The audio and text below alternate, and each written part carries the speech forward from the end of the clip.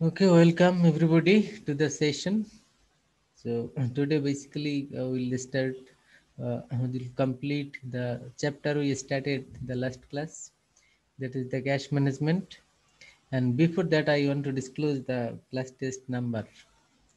Class test নাম্বারটা আগে বলে নেই, তারপরে আমরা ওই চ্যাপ্টারের বাকিটুকু শেষ করব। তো এখানে তো তোমরা পাঁচজন, রিফা তামান্না পেয়েছে 5/10, শাওন 8/10, আরিফ, আব্দুল্লাহ এবং আরমান এরা পেয়েছে 4/10। ওকে, তো যারা 4 পেয়েছে মনে হলো তাদের ম্যাথ স্যার আমার ম্যাথ তো ঠিক ছিল, শুধু ওই একটু সিডিপি আর ডিসিপি উলট পালট, নাতে ক্যালকুলেশন তো ঠিক ছিল স্যার। ম্যাথে মার্ক ছিল 4, 4-এর মধ্যে পেয়েছে 2, আর এইদিকে পেয়েছে 2। এই তো, স্যার কষ্ট করে কিছু লেখছি স্যার, লেখক স্যার কিছু দিবেন না স্যার? ওই মানে জন্যই থিওরিতে তো কত দিলাম, পাইছি স্যার? এই জন্যই তো দিলাম। থিওরিতে কত পাইছি 2 স্যার? জি পেয়েছে, স্যার, 2। এত থিওরি লিখলাম স্যার, 2 দিলেন কেন বুঝলাম না। লিখলেই কি হবে? বের করবো তোমারটা? স্যার আছে তো আমি এত এখানে। বুঝলাম না স্যার, আমার নাম্বারটা কমে গেল স্যার। আমার তো স্যার 9 দিলে বেশি ভালো হইতো স্যার। ওরে বাপ রে বাপ। স্যার নাম্বার কম দেন না স্যার, আমাদের সিজিপি এমনি খুব কম স্যার, বিশেষ করে স্যার আমি দাঁড়াও, আমি অসহায় বের বিধবা করতেছি। মানুষ স্যার, আমার স্যার একটু বেশি আচ্ছা, করে দিয়েন স্যার। কার স্যার কম? স্যার আমার ফাইনালে আর একটা ক্লাস টেস্ট নেবেন তো না স্যার? কার কার কম? যে কম দিছো তখনই বলতেছি, পোষাই দিন। যে কম দিছো বলছি ওটা বের করি, দাঁড়াও, তারপরে দেখি কোথায় কম দিয়েছি।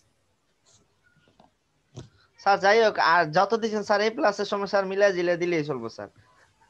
স্যার আমাদের সিজিপি আর স্যার বার করার সম্ভব না, আমরা স্যার অসহায় দুর্বল মানুষ স্যার, বিশেষ করে স্যার আমি স্যার, আমাদেরকে স্যার একটু খেয়াল রেখে স্যার, স্যার ঠিক মতো পড়াশোনা করি স্যার, আপনি স্যার আমার থিওরি দিয়ে পরীক্ষার সময় আমি স্যার এ প্লাস কেনা, এ প্লাসের উপরে বেশি তাও পাবো স্যার। আর পরীক্ষায় অনলাইনে স্যার নকল করা যায় না, এটা তো আপনি খুব ভালো করে জানেন স্যার। কারণ নকল নকল করার, করতে গেলে তো চোখের ভাষা আর স্যার চেহারার ভাষা বোঝা যায় যে নকল করতেছে। নকল করার তো সবচেয়ে অনলাইনেই বেশি যায়, তুমি এটা আবার কি বললা? কি বলেন স্যার, একটু শিখাই দেন স্যার। স্যার আরিফের খালি ভিডিও বারবার অফ হয়ে যায় স্যার, দেখছেন আপনি স্যার এটা? সেইটাই তো চাপাবাজি বললাম। পারেন না ভাই, রাজনীতি করে আল্লাহ ডরান বুঝছেন, আমি ভিডিও অফ করে স্যার যেভাবে রাখতে বলছে আমি ওভাবে দেখে দেখে লিখছি স্যার, স্যার কইছে ওভাবে রেখে লিখছি বুঝছেন। পরীক্ষা হলে পাশ করলে কোন না করে নাই, অন্তত পক্ষে 2 নম্বরের পন্থা অবলম্বন করে ভাড়া চাল করা নিয়ত আমার নাইকা, নিজ যোগ্যতার গুণে পাশ করি বুঝছেন, স্যাররা সবাই জানে। সবাই তো এখনো আমার টস্টস ইংলিশ উচ্চারণ অনেক স্যারে মুগ্ধ করছে, যেমন আশা ফলসি স্যারে মুগ্ধ করছে, সাইফ স্যারে মুগ্ধ করছে, এসআইটি বুঝছি ভাই, কাজুল্লাহ বাবু বুঝছি স্যার বুঝছি মুগ্ধ বুঝছি। করছে। আজকে স্যার ক্লাস কিন্তু শেষ হয়ে যাবো, ও শুরু করছে কিন্তু কথা। শুনো, রেকর্ড হচ্ছে কিন্তু, কথা কম বলো। তো যেটা বলছিলাম আর কি, আরে তোমারটা বের করে দেখাবো সবার সামনে, কি স্যার? এই ক্লাস জি টেস্টের খাতা। জি স্যার, দেখতেছি আমরা। তুই দেখান স্যার একটু স্যার। আচ্ছা, দাঁড়াও।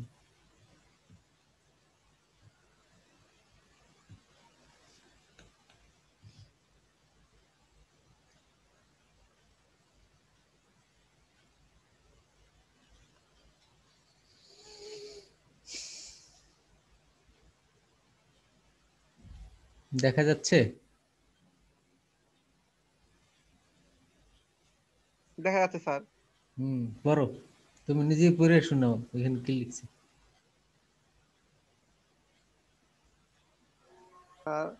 Working capital reflects the liquid asset a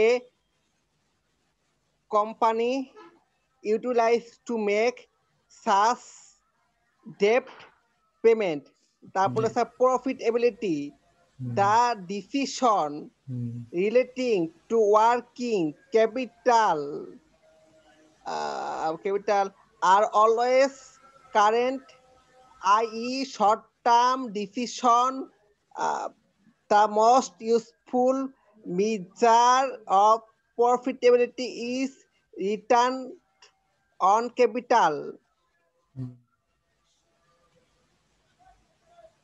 এটার মধ্যে ওয়ার্কিং ক্যাপিটাল, এইটা এইটা ধরলাম হয়েছে কিছুটা, আর নিচের এগুলি কিছু হয়নি, গেল এটা থিওরি। আর এটা তো ম্যাথ, তো বললাম এখানে ভুল করেছো, 36 থেকে আসলো।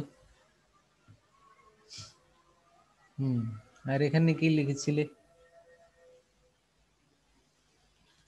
ওয়ার্কিং ক্যাপিটাল সাইকেল, এটা কিছুটা হয়েছে। আর gross working capital, net working capital, এগুলি তো টাইপস না, আগেই বলছি।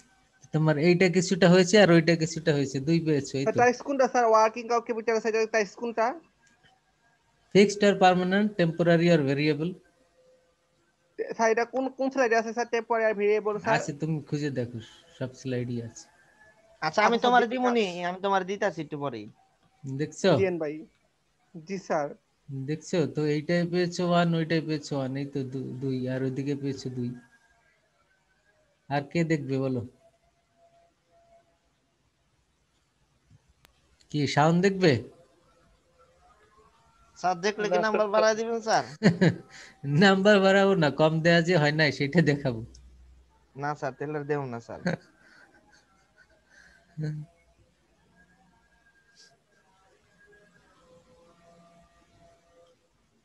আচ্ছা, তাহলে আসি আমরা এবার। আমরা ছিলাম ক্যাশ ম্যানেজমেন্টের মধ্যে। ক্যাশ ম্যানেজমেন্টের মধ্যে আমরা যা পড়ছিলাম, লাস্ট কোন টপিকটা আমরা কভার করেছি বলো তো একজন?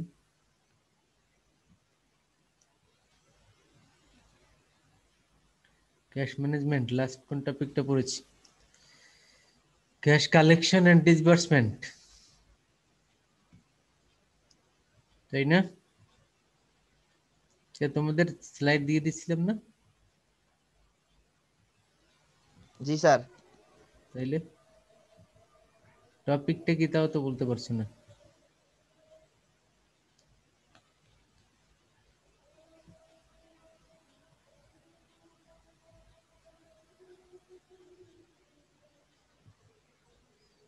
এটা কত চ্যাপ্টার ছিল? সম্ভবত 30। দুইটা স্লাইড জি দিয়েছিলাম স্যার, তোমাদের। 30। তোমাদের দুইটা স্লাইড দিয়েছিলাম, 30 এবং 27, দুইটাই তো দিয়েছিলাম। জি স্যার 30 দিয়েছিলেন, 30। কেন 27 দেই নেই? জি স্যার দিছেন। দুইটাই দিছি, হ্যাঁ। জি স্যার। আচ্ছা, তো আমরা 30-র কোন টপিকটা পড়েছি, এরপরে আসি দেখি। মোটিভস ফর ক্যাশ ম্যানেজমেন্ট শেষ, তারপরে ক্যাশ প্ল্যানিং, তারপরে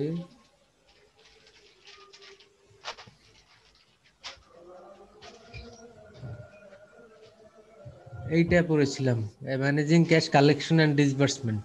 দেখো এটা একটু রিভিউ করে সামনে আগাই। Managing cash collection and disbursement, এটা স্যার কি কিসের শর্ট পার্ট কিউ? ছিল?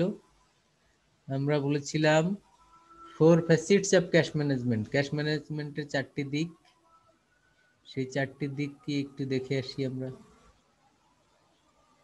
এই যে 4 facets: cash planning, managing the cash flow, optimum cash level, investing surplus cash. এই 4টা মিলেই হলো টোটাল আমাদের cash management. Cash management facets বলতে ক্যাশ ম্যানেজমেন্টের মধ্যে কোন কোন অ্যাক্টিভিটিসগুলি রয়েছে, এর বিভিন্ন দিকগুলি কি কি। এর মধ্যে 1 নম্বরে বললাম আমরা ক্যাশ প্ল্যানিং, 2 নম্বরে managing the cash flow, 3 number optimum cash level, 4 number investing the surplus cash. এরপরে অন বাই অন আমরা সেগুলি আলাপ করে যাচ্ছিলাম। তো সেটার এই যে ক্যাশ প্ল্যানিং করেছি, তারপরে managing cash collection and disbursement, এটা নিয়ে আলাপ করছিলাম। তো দুইটা নিয়ম বলেছিলাম তোমাদের, কি কি? যখন আমরা ক্যাশ কালেক্ট করব, তখন আমাদের মাথায় থাকতে হবে অ্যাজ আর্লি অ্যাজ পসিবল। আমরা যখন ক্যাশ কালেক্ট করছি, তার মানে কারো কাছে আমরা টাকা যখন পাই, টাকা কখন পাই?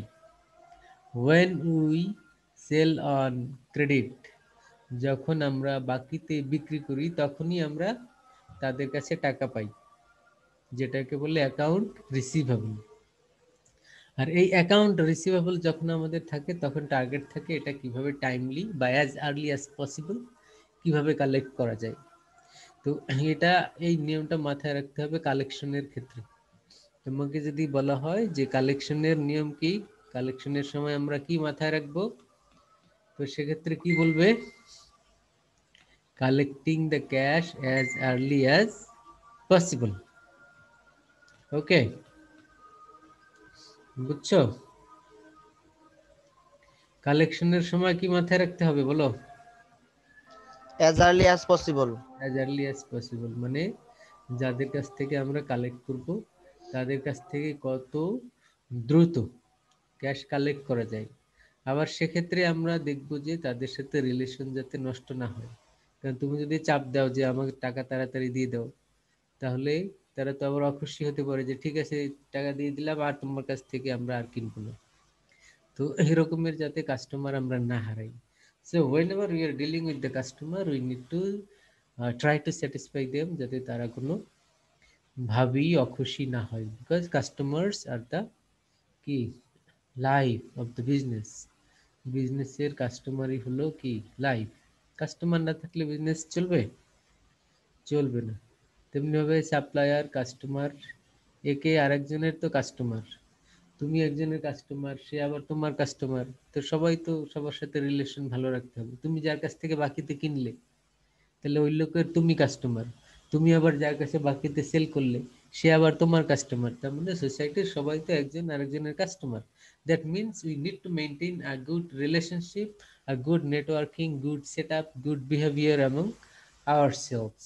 তো এখন আমাদের মধ্যে যদি এরকমের গুড বিহেভিয়ার না থাকে, গুড রিলেশনস মেনটেন না করি, এখন সেটা কিভাবে করব? এটা কথাবার্তার মাধ্যমে, ভদ্রতার মাধ্যমে আমাকে চিন্তা করতে হবে। ইভেন এই প্র্যাকটিসগুলি তোমার আগে থেকেই করতে হবে। when you are talking with your friends, so never hurt them. তুমি তোমার ফ্রেন্ডের সাথে কথা বলো, কখনো হার্ট করবে না, মানে সে তোমার উপরে চড়াও হয়, রাগ করে, কষ্ট পায়, এরকমের কথা বলা উচিত না। কারণ এই বিহেভগুলি যদি তুমি এখন সংশোধন করতে পারো, এগুলি তুমি যখন বিজনেসে যাবে তখন সেগুলি আবার ওখানেও অ্যাপ্লাই হবে। তার মানে তোমার কাস্টমারের সাথেও তখন আবার তুমি সুন্দর করে কথা বলতে পারবে।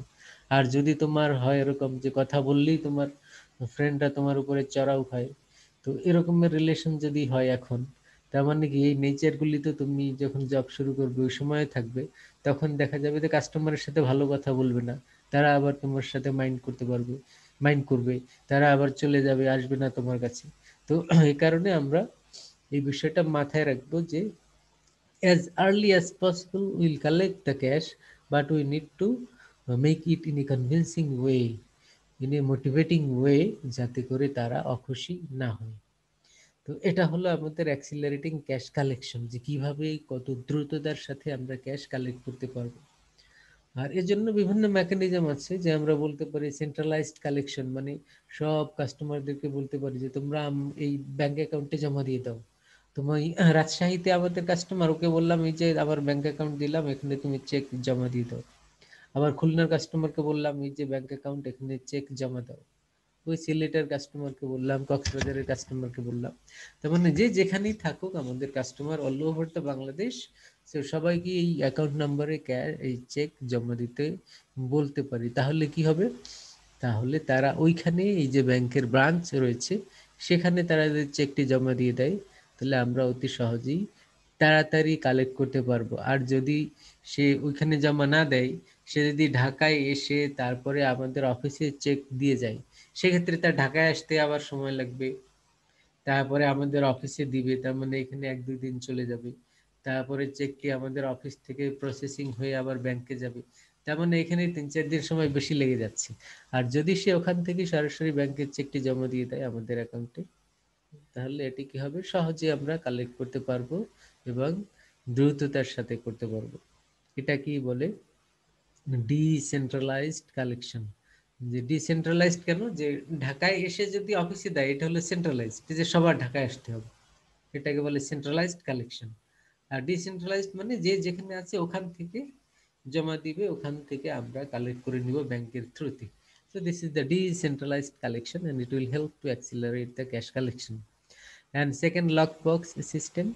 আমরা বলতে পারি যেসব কাস্টমারদের আশেপাশে ব্যাংক নাই তাদেরকে বলতে পারি লক বক্স সিস্টেম, মানে কি যে তোমরা ওই বুথে গিয়ে জমা দাও। এখানে হয়তো অনেক জায়গায় ব্যাংক নাই, সেখানে বুথ রয়েছে, এটিএম বুথে যেমনি টাকা তোলা যায় তোমরা জানো, এরকমের আবার অনেক বুথ রয়েছে যেখানে টাকা জমা দেওয়া যায়, ক্যাশ অথবা চেক দুটোই জমা করা যায়।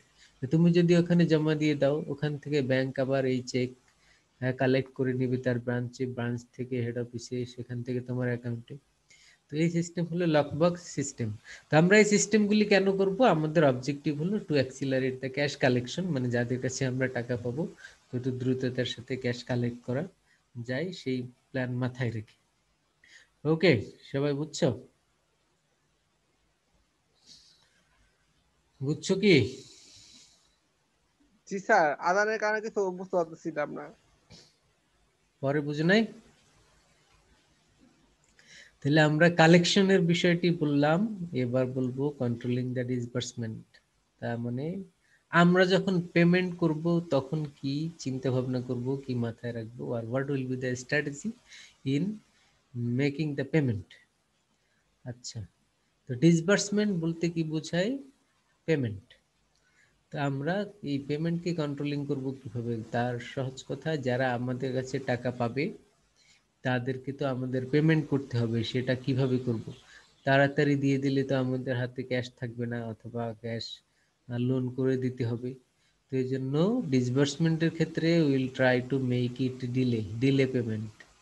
তো এই পেমেন্ট ডিলে করতে হবে, সেটা কনভিন্সিং ওয়েতে তাদের সাথে কথা বলে। যদি এরকম হয় যে আমাদের কাছে টাকা পাচ্ছে, আমরা দিচ্ছি না, আবার চাচ্ছে, আবারও ডিনাই করলাম, কালকে আসেন, পরশু আসেন, এরকম করে করে তো আবার রিলেশন নষ্ট হয়ে যায়। তোমার ফ্রেন্ড তোমার কাছে 500 টাকা পাবে মনে করো, তুমি বললে 1 সপ্তাহ পরে দেবো, 1 সপ্তাহ পরে দিলে না, আরো 1 সপ্তাহ চলে গেল, ফ্রেন্ড জিজ্ঞেস করলো কি দোস্ত টাকাটা দিচ্ছিস না?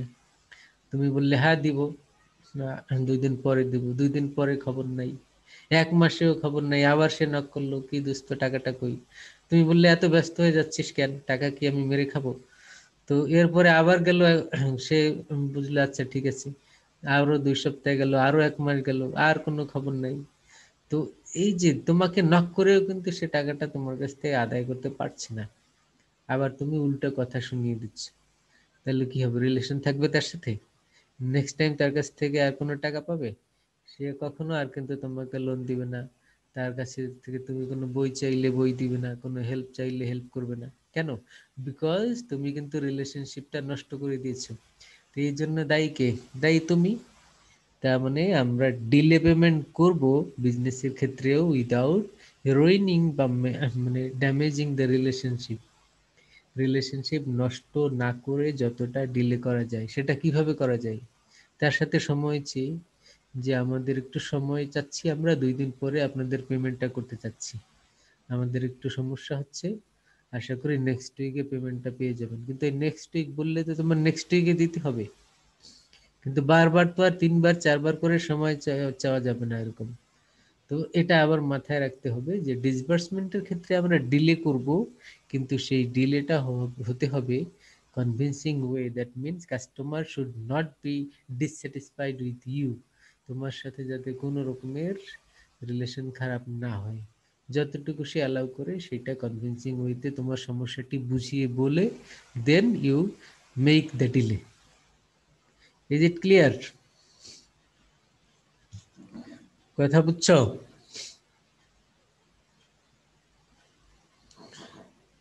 জি স্যার। আচ্ছা, বুঝলে ভালো। আমরা একটু হোল্ড করো, আমি 30 সেকেন্ড।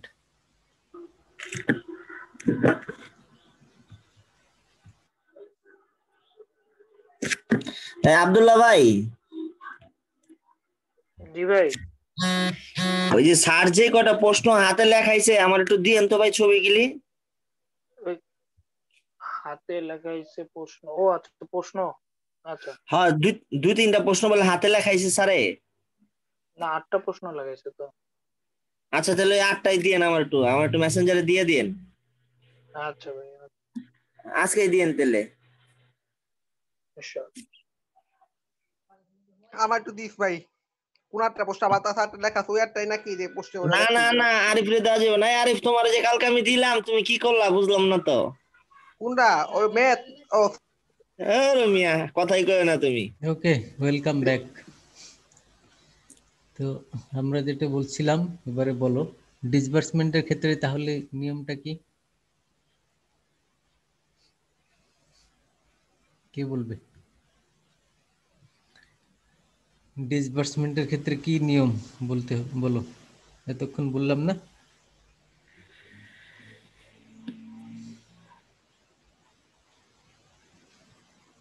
কি কেউ বুঝে নাই না শুনো নাই?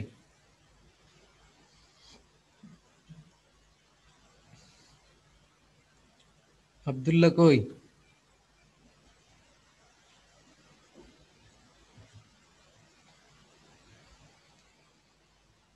আব্দুল্লাহ,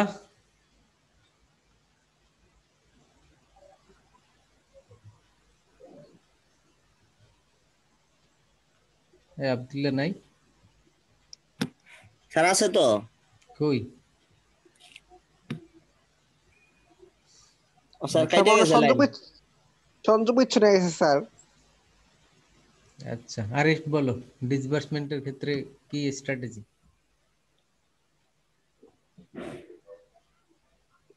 স্যার মানে স্যার এই যে কৌশল গুলা স্যার মানে মানে এক সপ্তাহ, এই সপ্তাহ না ওই সপ্তাহে না এই সপ্তাহে দেওয়া যাবে না, মানে ঠিক বুঝতে পারিনি স্যার, কেস করে রাখতে পারিনি স্যার। একটু মনে আছে যে যে মানে টাকা ঘোরা টাকা কে মেরা খাম নাকি। আচ্ছা, এই ধরনের মানুষের টাকা দেওয়ার ক্ষেত্রে সাবধান কে থাকতে হবে, মানে ভালো ডিলিং করতে হবে। ভালো করে বলতে পারবে কে? বলো, কে বলবে? শাওন বলবে? শাওন স্যার আমি শুনছো? তো স্যার এই যে একটু গেছিলাম স্যার, আমি কথাটা শুনি নাই স্যার। সর্বনাশ, কেউই শুনো নাই, তাই কার সাথে বললাম? এই যে না দেখো, স্যার আমি শুনি নাই স্যার, আমি তো বাইরে গেছিলাম স্যার, and বাকিরা তো শুনছে স্যার, and তোমরা বাকিরা বলুক। এই যে ভিডিও অফ করে রাখো আর অফ করে কে কোথায় চলে যাও আর আমি একা বলতে থাকি, তো এই জন্য তো ভিডিও অন করে রাখা উচিত। জি স্যার। কারণ আমি কোথাও গেলে তো আমি বলে তারপরে আমার যেতে হয়, আর তোমরা তো অফ করা আছে, তোমরা ইচ্ছে মতো ঘুরে টুরে আসো, তারপরে এসে আবার শুনতে থাকো আর কি। না স্যার রেকর্ডিং আছে তো স্যার, সমস্যা নাই স্যার। রেকর্ডিং থাকলেও তো আবার বলো যে এগুলি শুনতে সময় লাগে। এই যে না স্যার আমি তো আপনার প্রথম ক্লাসের ম্যাথ তো স্যার আমি রেকর্ডিং দেখেই স্যার শিখছি স্যার, আর যারা ক্লাস করছে ওরা তো স্যার শিখতে পারেনি স্যার। তা ঠিক। ওইসে পাপটি দেওয়া লাগবে না। ওকে, ডিসবার্সমেন্টের স্ট্র্যাটেজি কি বলেছি রিফাত আমান্না, বলো। স্যার এটা হচ্ছে ডিলে করা যাবে, বাট সবিনয় সহকারে। মানে একজন কাস্টমারকে টাকা দিতে পারতেছি না, লেট হবে, তাকে সুন্দরভাবে বলতে হবে যে না, আমি টাকা দিতে পারতেছি না, আমার লেট হবে। মানে এটা সুন্দরভাবে তাকে বুঝাইতে হবে, এবং মানে তার সাথে খারাপ আচরণ করা যাবে না, তাহলে কাস্টমার মানে নেক্সট টাইম ভালো, কাস্টমার থেকে কিছু ভালো কিছু পাওয়া যাবে না আর কি। তার মানে there should be a good relationship. এই রিলেশনশিপটা মেনটেন করি, সম্পর্ক ভালো থাকবে, Yes, sir. এর মধ্য দিয়ে আমাদের কি করতে হবে? পেমেন্ট ডিলে করতে হবে।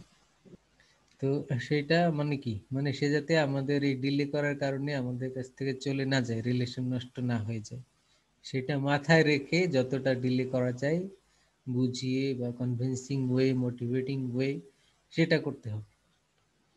তাহলে আমরা কালেকশন এবং ডিসবার্সমেন্টের স্ট্র্যাটেজি জানলাম। এরপরে আসি আমরা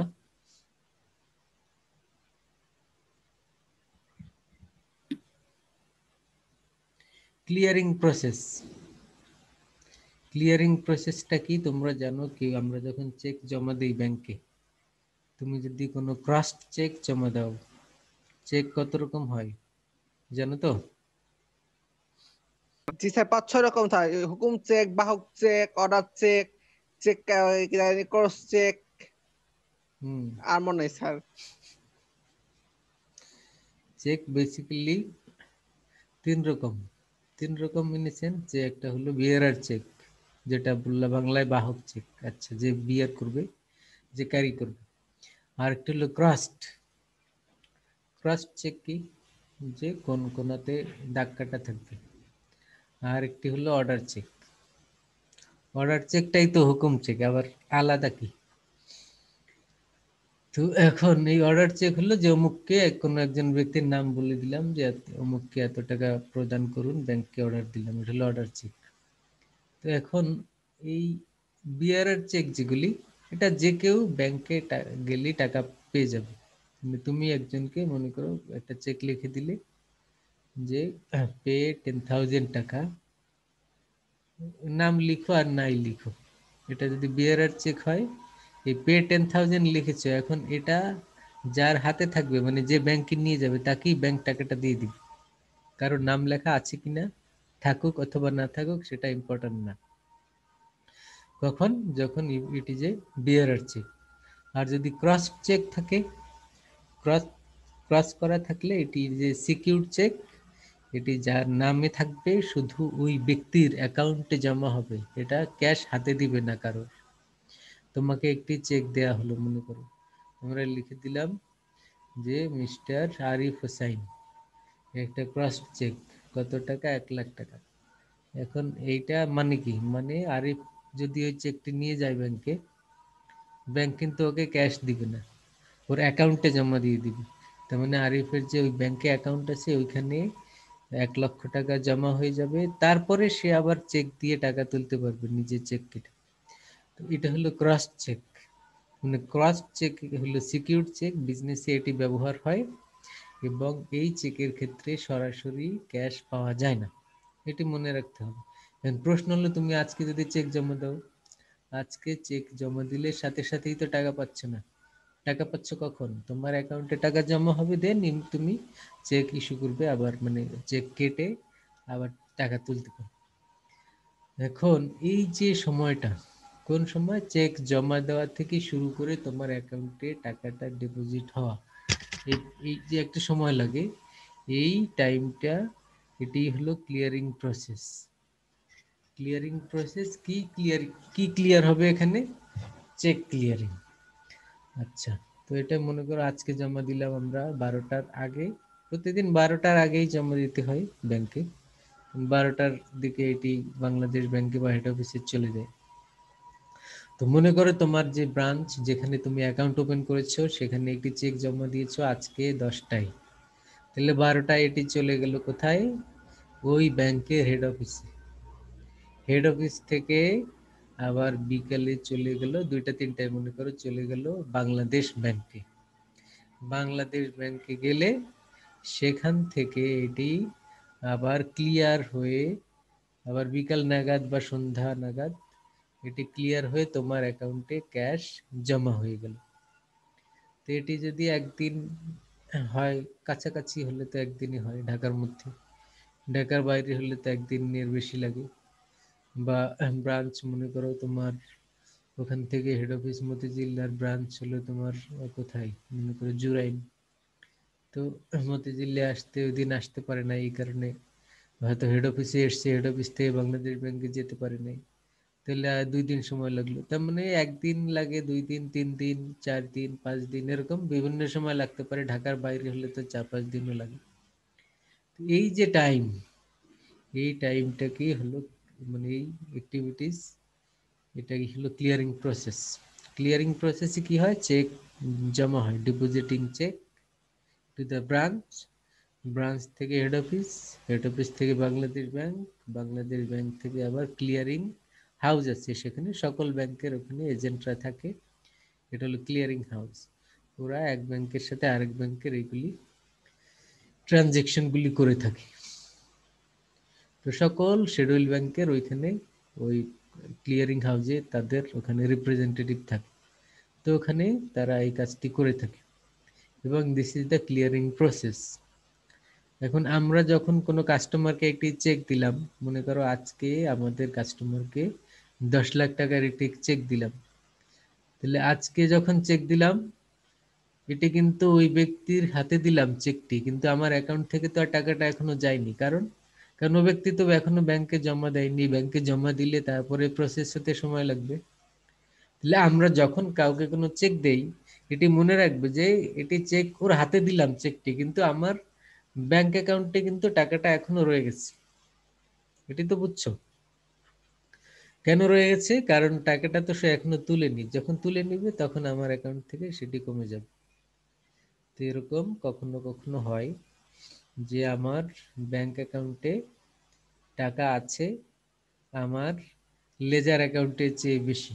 লেজার অ্যাকাউন্ট বলতে আমি যখন ক্যাশ লেজার মেনটেন করি, তো 10 লাখ টাকা চেক দিয়ে দিলাম, তাহলে ক্যাশ লেজারে তো আমি 10 লাখ মাইনাস করে দিয়েছি, মানে কি ক্রেডিট করে দিয়েছি, ক্যাশ লেজারে ক্রেডিট করে দিয়েছি, টাকা চলে গিয়েছে। কিন্তু এইখানে ব্যাংক থেকে তো টাকাটা এখনো যায়নি, তাহলে ক্যাশ লেজার আর ব্যাংক বুক আর এটার মধ্যে এটা তো সমান হওয়ার কথা ছিল। কিন্তু 3-4 দিনের জন্য হয়তো এটা মাঝে মধ্যে কম বেশি হয়ে যায়। এটা হলো পেমেন্টের ক্ষেত্রেও হয়, আবার চেক যখন ডিপোজিট হয় তখনও হয়। মনে করি আজকে আমরা একটা চেক পেলাম, তাহলে ক্যাশ লেজারে এন্ট্রি দিয়েছি যে ক্যাশ ডেবিট, তাহলে টাকা বেড়ে গেছে, কিন্তু এই চেকটি তো আমরা ব্যাংকে পাঠাইনি এখনো, যার কারণে ব্যাংকের যে ব্যালেন্স আর লেজার ব্যালেন্স এই দুইটা তখন কি হয়, ডিফারেন্স হয় অ্যামাউন্ট, এবং এই ডিফারেন্সকে বলা হয় ফ্লট। তাহলে এখানে মনে রাখবে ফ্লট কি। ফ্লট হলো the difference between the bank balance and the ledger balance. Ledger balance এবং ব্যাংক ব্যালেন্সের মধ্যে যে ডিফারেন্স, এই ডিফারেন্স কি বলা হয় ফ্লট। এই ফ্লট কেন হয়? Due to payment, due to collection, বিভিন্ন কারণে হয়ে থাকে। পেমেন্ট করলেও হয়, আবার কালেকশনের ক্ষেত্রেও হয়। কেন হয়? ওই যে আমরা এক্সাম্পল দিয়ে বললাম যে ক্যাশ যখন আমরা পেয়ে যাই, চেক যখন পেয়ে যাই আমরা লেজার বুকে এন্ট্রি দিলাম, কিন্তু ব্যাংকে এখনো জমা হয়নি, তাহলে লেজার বুকে বেশি থাকবে, ব্যাংকে কম থাকবে। আবার যখন চেক আমরা পেমেন্ট করি, তখন লেজার বুকে কিন্তু আমরা এন্ট্রি দেই যে পেমেন্ট হয়ে গেছে, মানে লেজার থেকে ক্যাশ ক্রেডিট হয়ে গেছে, কিন্তু ব্যাংক থেকে তো এখনো যায়নি, তখন ব্যাংকে বেশি থাকে, লেজারে কম থাকে। তো এরকম বিভিন্ন কারণে এই ব্যাংক এবং লেজার বুক, এই দুইটা বুকের মধ্যে আমাদের ব্যালেন্সের ডিফারেন্স দেখতে পাই। এটাই হলো ফ্লট। তো আমাদের মনে রাখতে হবে ফ্লট মানে কি, FLOAT, FLOAT, ফ্লট। ফ্লট মানে কি, the difference between the bank balance and book balance. Book balance বলতে লেজার ব্যালেন্স, তার মানে ব্যাংকে কত ব্যালেন্স শো করে, তোমার অ্যাকাউন্টের ব্যালেন্স। তুমি যদি ব্যাংকে গিয়ে বলো আমার অ্যাকাউন্টে কত আছে একটু বলেন, এই যে ব্যালেন্সটা বলবে, এটা হলো ব্যাংক ব্যালেন্স। আর লেজার ব্যালেন্স কোথায় পাবে, বা বুক ব্যালেন্স, এটা তোমার কোম্পানিতে যে লেজার বুক আছে, ক্যাশ বুক, সেখানে ব্যালেন্স কত আছে। তার মানে এই লেজার বুকের ব্যালেন্স আর ব্যাংকের ব্যালেন্স সেম থাকে, কিন্তু এটা মাঝে মধ্যে কম বেশি হয়ে যায় ডিউ টু ফ্লাট। আর ফ্লাট মানে কি, সেটা তো আমরা বললাম যে এটি কেন হয়, তাও এক্সাম্পল সহ বললাম। বুঝছো সবাই? এই বুঝছো কি? জি স্যার। আচ্ছা, বুঝলে ভালো।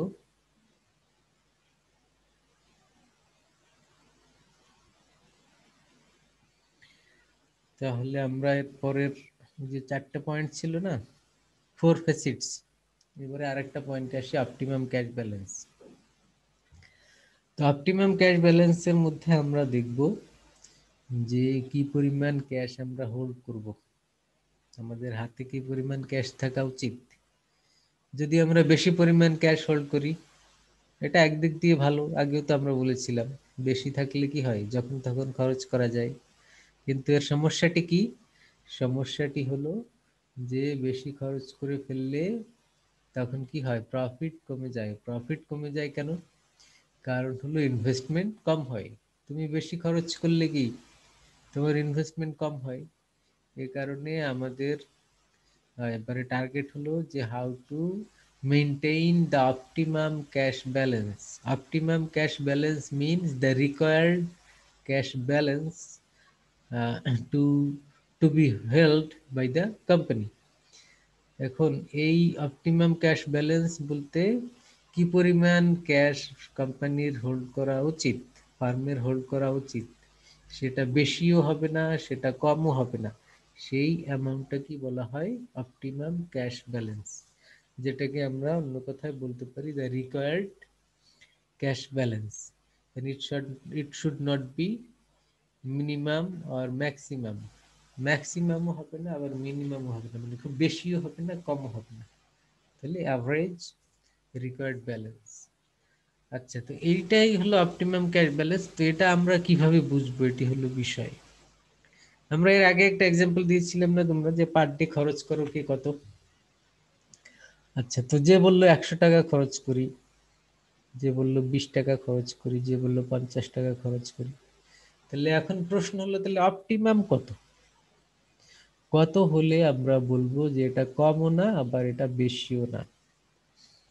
এখন এটা আমরা হুইমজিক্যালি বলতে পারি। আচ্ছা, কিভাবে বলতে পারি, যে তোমার পার ডে খরচ, তুমি নাস্তা করবে আর ইউনিভার্সিটিতে যাবে, বাস ভাড়া কত, এগুলি ক্যালকুলেট করে হয়তো আমরা বলতে পারি যে তোমার তো 50 টাকার বেশি খরচ হয় না, তো তোর ধরলাম 60 টাকা, তো 60 টাকার হলো তোমার অপটিমাম, এভাবে বলতে পারি।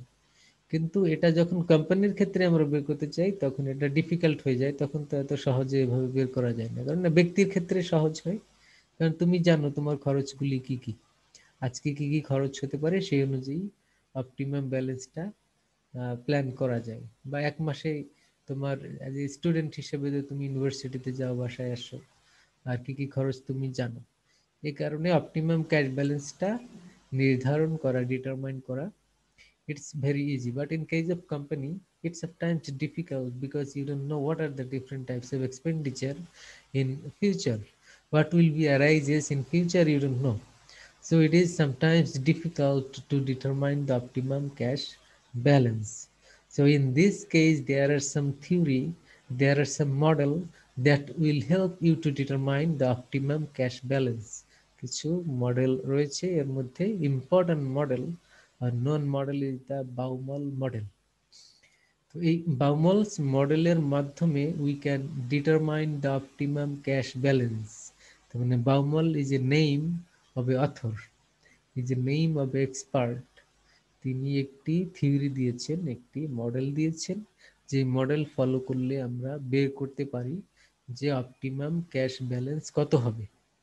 তো এই মডেলটি কি সেটি আমরা দেখব, কারণ এই মডেলটি যদি আমরা জানি, then if we apply the model in a business, then we can determine what will be the optimum cash balance. এই মডেলের মাধ্যমে আমরা বলতে পারবো এই কোম্পানির অপটিমাম ব্যালেন্স কত। শুধু বিজনেসের ক্ষেত্রে না, ইন কেস অফ ইন্ডিভিজুয়াল তুমি নিজেও বের করতে পারো যে আচ্ছা আমার অপটিমাম তাহলে 50 টাকা হবে না 100 টাকা হবে।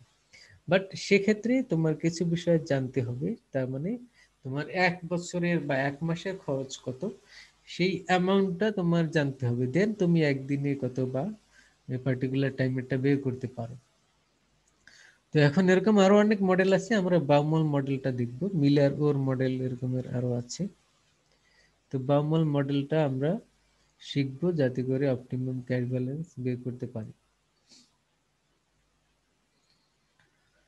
বাউমল মডেলের কিছু অ্যাজাম্পশন রয়েছে, তার মানে কিছু কিছু শর্ত আছে যেগুলি পূরণ করলেই আমরা কি করতে পারবো, বাউমল মডেলটা অ্যাপ্লাই করতে পারবো। এখন সেগুলি একটু দেখে নেই। Number 1, the firm is able to forecast its cash needs with certainty. ফার্মের ফোরকাস্ট করতে হবে আগামী 1 বছর বা আগামী 6 মাসে আমাদের এই পরিমাণ ক্যাশ দরকার। এটি যদি বলতে পারে তাহলে তার পার ডে বা পার মান্থ কত সেটা বের করা যাবে। মানে তুমি যদি বলতে পারো যে আমার 1 বছরে টোটাল মনে করো 10,000 টাকা হাত খরচ দরকার, ফর এক্সাম্পল, তুমি যদি এটা জানো তাহলে পার ডে কত তোমার খরচ সেটা তুমি তখন কত হোল্ড করা উচিত সেটি বলতে পারো। মনে করো তোমার বাবা তোমাকে বললো যে তোমাকে 1 লাখ টাকা দিলাম, 1 লাখ টাকা তোমার অ্যাকাউন্টে পাঠিয়ে দিলাম। তোমার বাবা মনে করো দেশের বাইরে থাকে, সে বললো যে তোমার তো হাত খরচ বাবদ অনেক খরচ হয়, তোমার মায়ের কাছ থেকে তুমি প্রতিদিন টাকা চাও, এগুলি আর করবে না, তোমার অ্যাকাউন্টে 1 লাখ টাকা দিয়ে দিলাম, পুরো 1 বছরের হাত খরচ এখান থেকে তুমি খরচ করবে, আর 1 বছরের মধ্যে আর টাকা চাইবে না। তো এখন এটা তো তুমি জানলে তাহলে যে 1 বছরে তোমার আছে কত, 1 লাখ। তো এটাই হলো যে ফোরকাস্ট করতে পারলে যে 1 বছরের খরচটা কত। তো কোম্পানি যখন এরকম ফোরকাস্ট করতে পারবে যে 1 বছরে আমাদের 20 লাখ বা 50 লাখ ক্যাশ দরকার, তখনই এই মডেলটা অ্যাপ্লাই করা যাবে। Secondly, the firm's cash payment occur uniformly over a period of time. তার মানে এক মাসে বা নির্দিষ্ট সময় পর পর বা এক সপ্তাহে বলি এক মাসে বলি যে তোমার সেম খরচ হতে হবে, এটা থাকতে হবে ইউনিফর্মলি।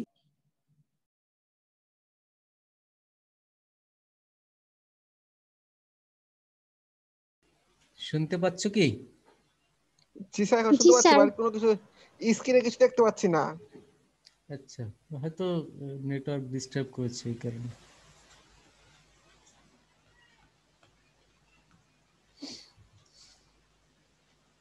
তাহলে আমরা বাউমাল মডেলের অ্যাজাম্পশনগুলি আলাপ করছিলাম। বাউমাল মডেলের অ্যাজাম্পশনগুলি আলাপ করছিলাম, শুনতে পেয়েছো না? হুম, নো স্যার। বাউমাল মডেলের অ্যাজাম্পশন আলাপ করছিলাম না? জি স্যার। আচ্ছা, তো এখানে চারটি অ্যাজাম্পশন আছে, আমরা দুইটি বলেছি, বাকি দুইটি হলো অপরচুনিটি কস্ট।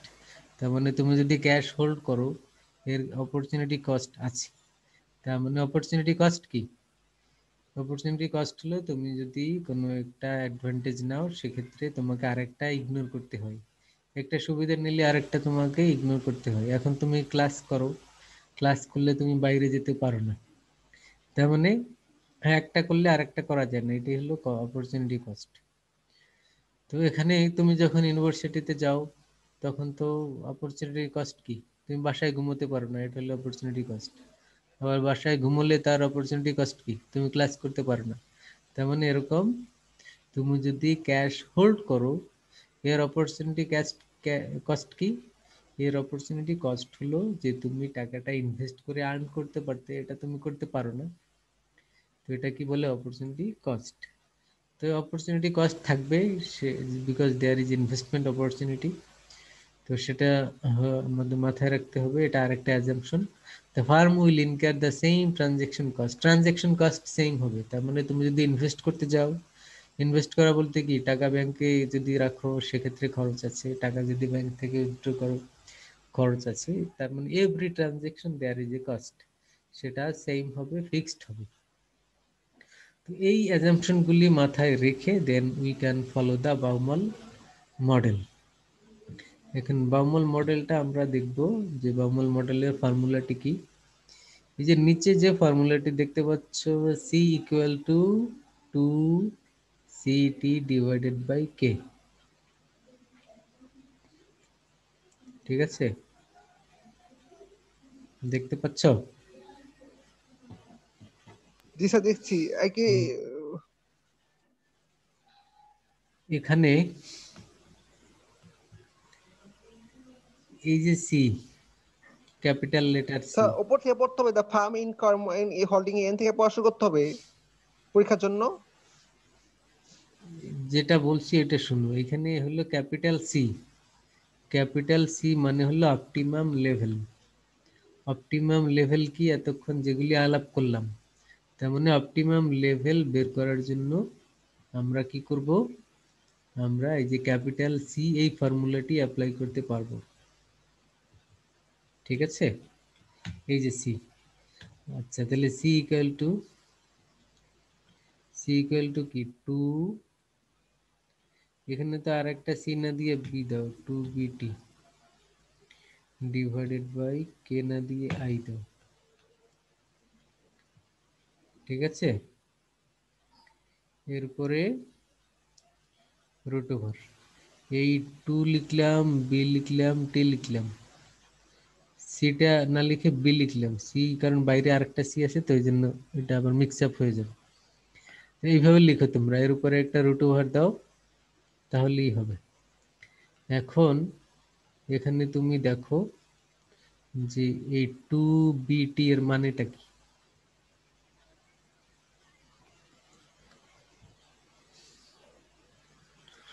2 হলো ফর্মুলা 2, বি হলো ফিক্সড কস্ট পার ট্রানজেকশন, আর টি হলো টোটাল ডিমান্ড ফর ক্যাশ এক বছর, বা যেটা আমরা ফোরকাস্ট করব আগে থেকে সেটি হলো টি।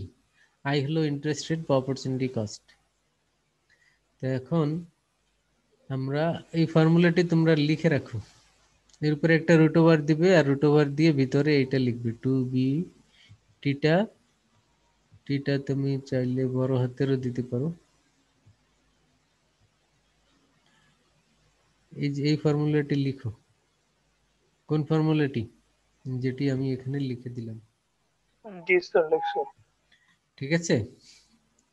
তো C, capital C equal to 2bt, তারপরে কি করবে ডিভাইডেড বাই, লিখছে সবাই? একটু দাঁড়ান স্যার, কাগজ নিয়ে।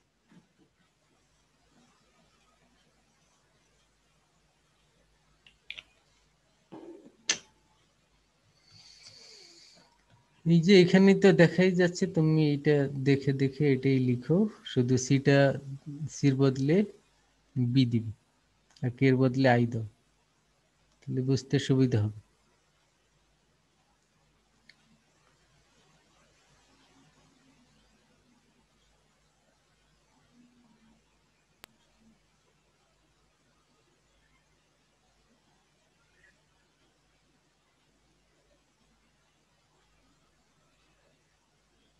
লিখেছো? জি স্যার। আচ্ছা ফাইন।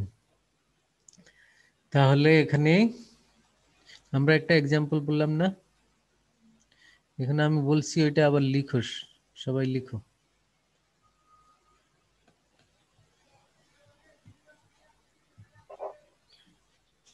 আচ্ছা আমি লিখে দিচ্ছি না হয়। সাপোজ ইউর ফাদার, দেখতে পাচ্ছ? জি স্যার। আচ্ছা আমি লিখতেছি, তোমরাও লিখো।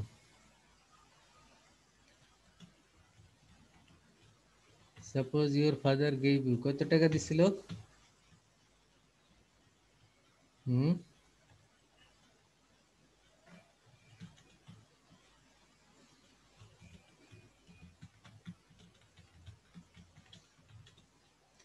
Day to day expenditure purpose. Shawon দেখতে পাচ্ছ?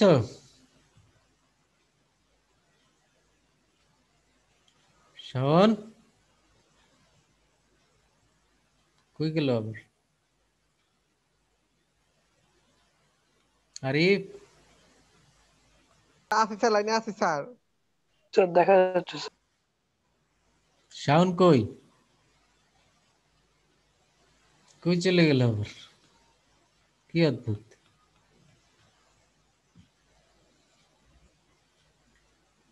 লিখো, তোমার বাবা কত দিল? 1 লাখ টাকা। কি জন্য দিল? হাত খরচ বাবদ। ওটি লিখেছে for day to day expenditure purpose. আচ্ছা,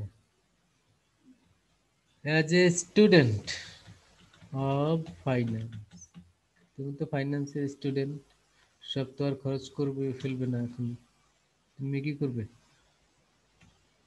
you are planning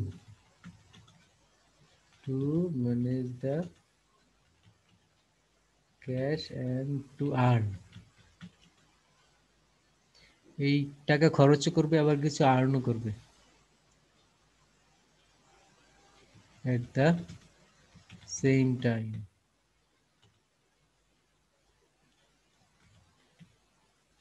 Say the opportunity cost is 6% per annum and the fixed cost per transaction is fixed cost per transaction হলো 25 টাকা।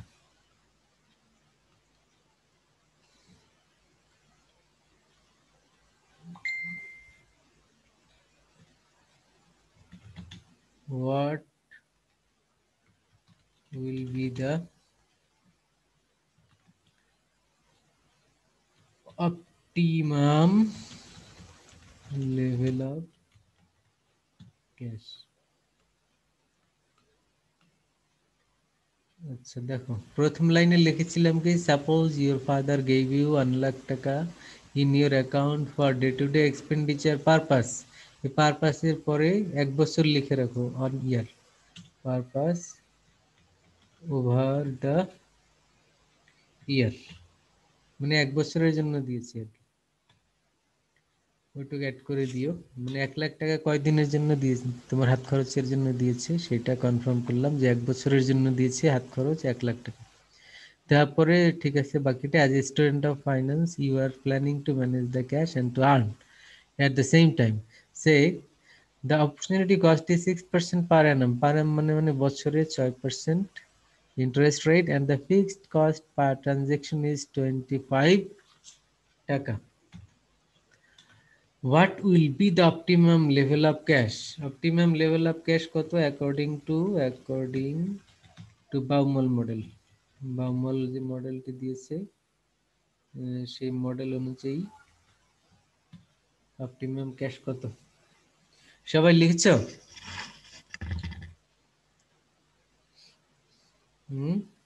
স্যার লিখছি, শেষ হয়নি এখন। লিখছি। কি বলো, এখন শেষ হয়নি? আমার লেখা শেষ, তোমাদের লেখা শেষ হয়নি?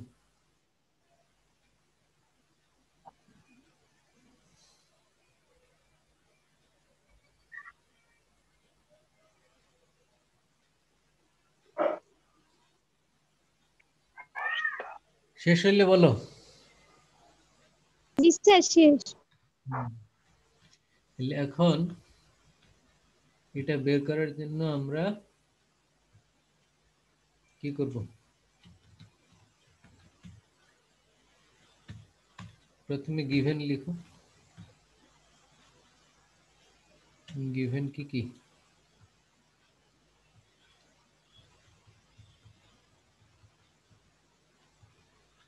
গিভেন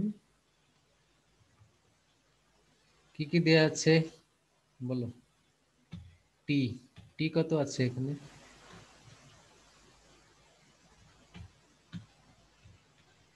1 লাখ। 1 লাখ। আর কি আছে? আই কত? 6%। আর কি? বি, বি কত? 25। 25। বের করতে হবে কি? সি, বের করতে হবে সি। কথা বুঝছো? জি স্যার।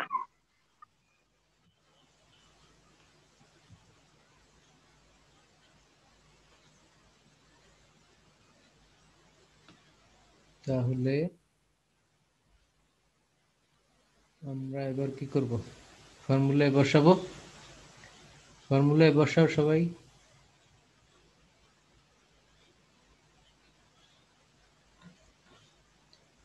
পারবে না এবার?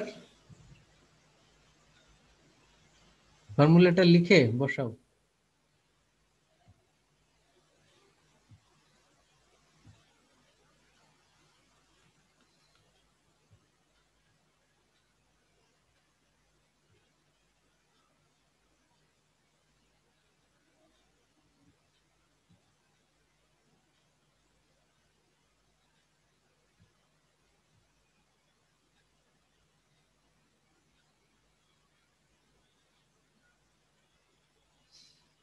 ফর্মুলা লিখেছো? জি স্যার। ওর মধ্যে বসাও এগুলি। জি স্যার বসাইছি। কত হয় রেজাল্ট বের করো।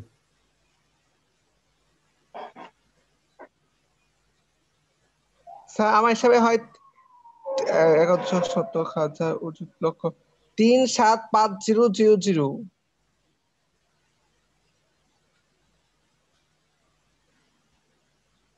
আর একজন বলো।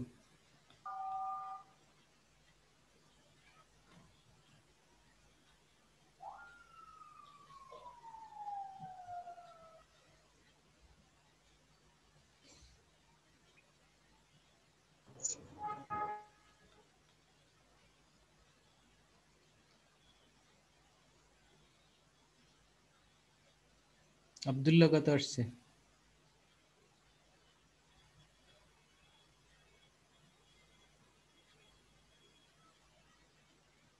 করতেছি স্যার।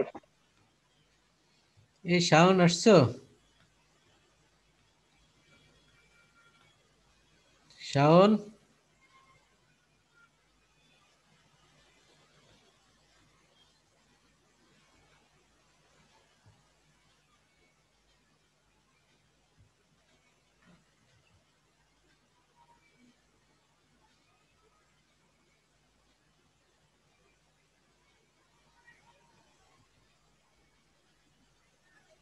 স্যার 9128.709292 এরকম এসেছে। রিফা তামান্না কত বলো?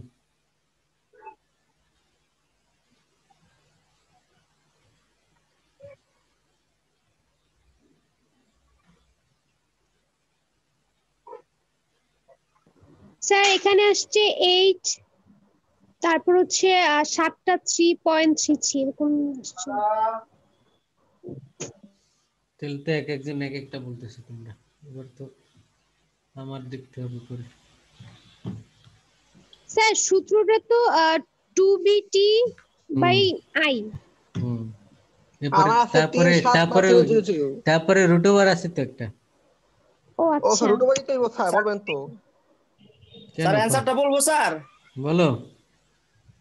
37267.799। আচ্ছা, আরেকজন বলুক দেখি। কেমনে?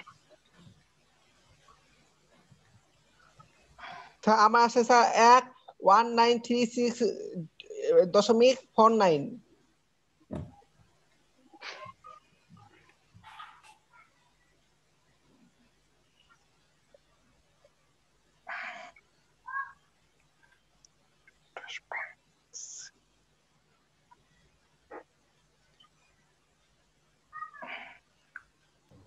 স্যার 9128.70।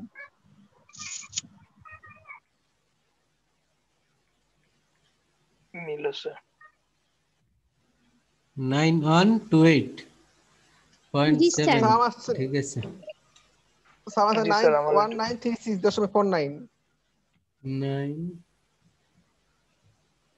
স্যার মেট্রিকটা আপনি কই দিন স্যার বুঝে স্যার আমরা সব তুলে নিই স্যার, যারা হয় নাই কা। 9128.7 এটা আসছে সবার? জি জি স্যার। স্যার, আমার তাহলে তো পেরেছি। 9128 এটা রেজাল্ট, তার মানে 9128। স্যার এই একটু কিভাবে টাকাটা, করবো একটু দেখিয়ে দেন স্যার। এটা কিভাবে করবা? ওই যে ফর্মুলায় বসাও, ফর্মুলায় বসাওনি? যে কি জানি বলে 1936.49।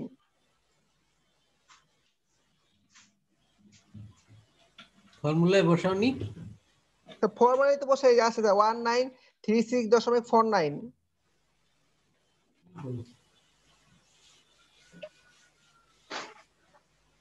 ফর্মুলাটা কি লিখেছো আগে সেটা বলো। স্যার দাঁড়ান স্যার বলছি স্যার, দুই ওকে, দশমিক 2.25। বি পি ডিভাইডেড মাথা বাই খারাপ হয়ে আই। যাবে। এই দুই ফর্মুলাটা দশমিক কেন, লিখেছো? গুণ হবে স্যার। উফ মাথা চুকে আজকাল দেখি না ভাই, মাথা খারাপ হয়ে আছে করোনা। এই ফর্মুলাটি লিখেছো, দেখতে পাচ্ছো? হ্যাঁ,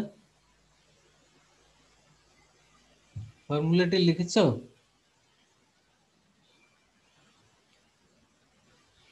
এই দেখা যাচ্ছে বোর্ডে?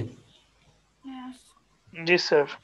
আচ্ছা, যদি দেখা যায় তুমি 2 লিখো ইনটু জি স্যার, এবার আমারটা স্যার মিলছে 9128 স্যার হইছে। 25 ইনটু 1 লাখ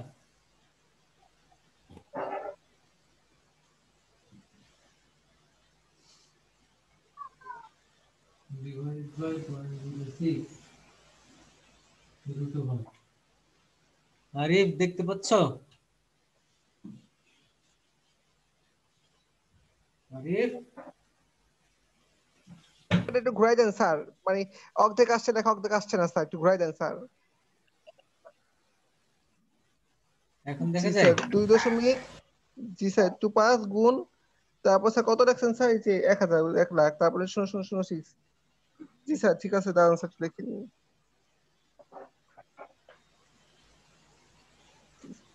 জি স্যার রুট ওভার উপরে না? জি, রুট ওভার দিলে তো কত হয়? তারপরে ইকুয়াল টু কত আসলো? 9 অন কত আসছিল? 28। জি স্যার 9128 928.70 7 এটা যাবে এসছে, ঠিক আছে। এখন 9128 দিয়ে কি বুঝলাম, এই টাকাটা কি?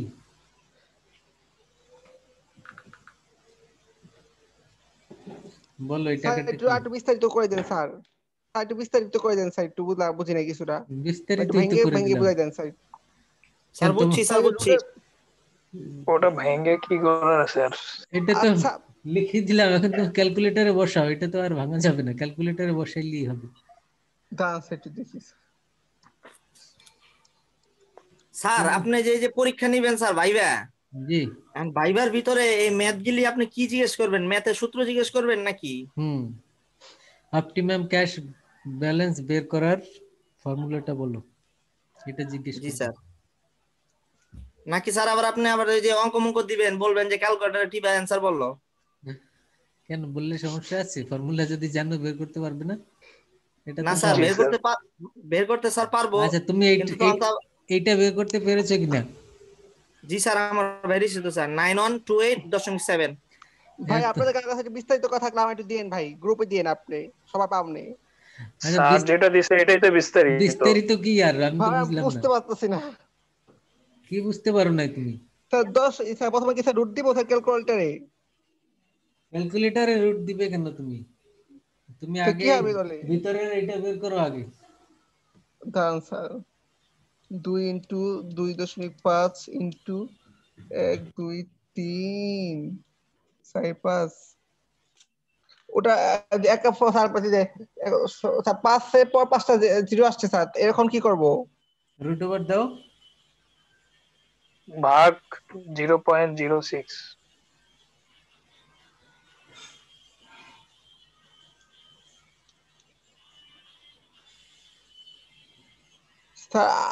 তোমার তুমি ইয়া করো 7 প্রথমে 2 এর সাথে 25। 707.10 আসছে স্যার। তুমি 2 এর সাথে 25 ইন্টু 1 লাখ, এটা করছো? কত হয়?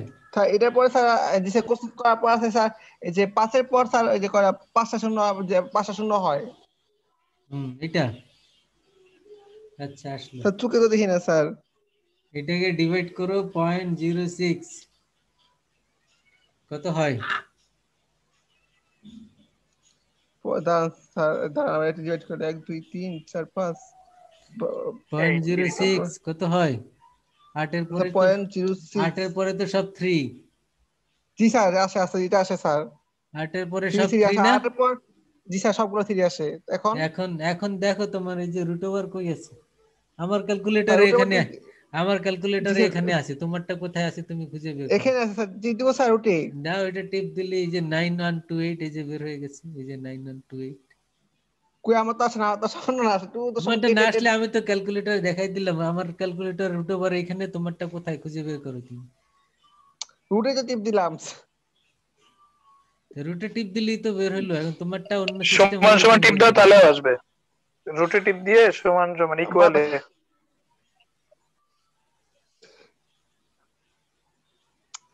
আসে না তোমারটা পড়া। কি লাগে ফিনান্স নিছিলাম, অনলাইনে কেন ফিনান্স পাওয়া যায়? আরে তুমি কি ক্যালকুলেটর কিনবে একটা? আবার ডিজিটাল ক্যালকুলেটর আপনি কি করেন মিয়া? কিনলে আমার কাছে আছে, আমি বিক্রি করব। তোমার ক্যালকুলেটর ডিস্টার্ব আছে। ক্যালকুলেটর ঠিক করা যায় কিভাবে, নিয়মটা কি জানেন স্যার? ক্যালকুলেটর ঠিক করবা মানে কি হয়েছে তোমার ক্যালকুলেটরে? স্যার উল্টা পাল্টা সংখ্যা আসতেছে স্যার, এই জন্য স্যার। তুমি নতুন ক্যালকুলেটর কিনো।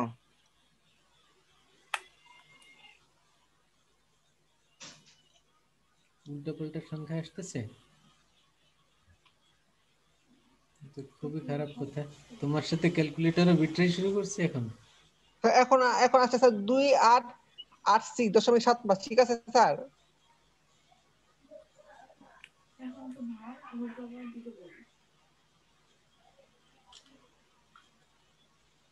এখনো পারো নাই তুমি?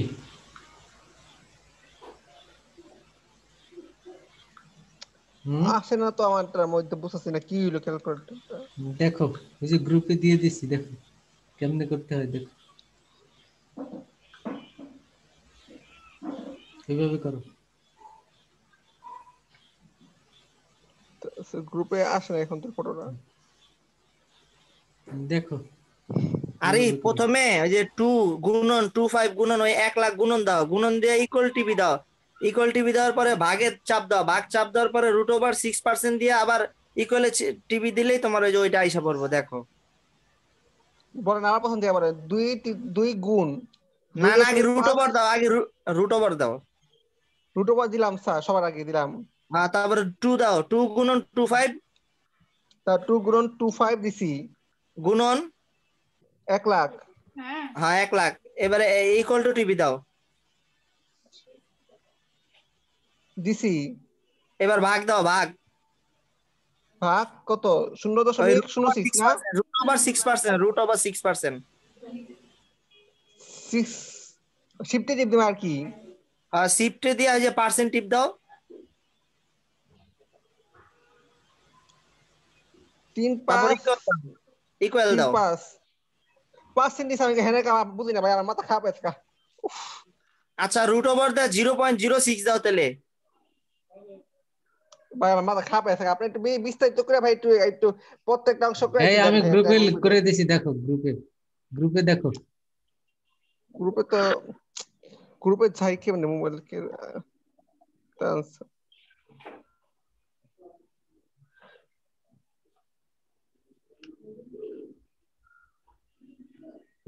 পেয়েছো? জি স্যার। এখন তোমার ক্যালকুলেটরে √ওভার টিপে তারপরে 83, তারপরে আরো 6টা 3 দাও, তারপরে ইকুয়াল টু দাও।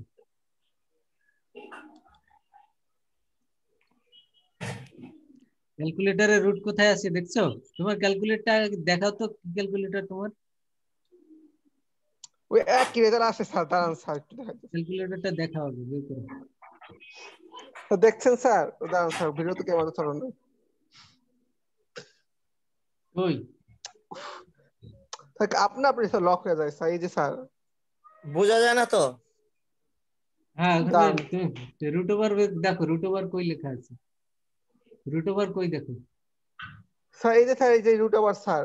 আগে স্ক্রিন ক্লিয়ার করো। Sir column clear, sir clear দেখছেন? √ওভার দাও, √ওভার লিখো, √ওভার দাও। এই যে স্যার √ওভার দিছি স্যার। এখন ওইটা লিখো 83, লিখো 83, 83 লিখছি স্যার। আরো 6টা 3 দাও।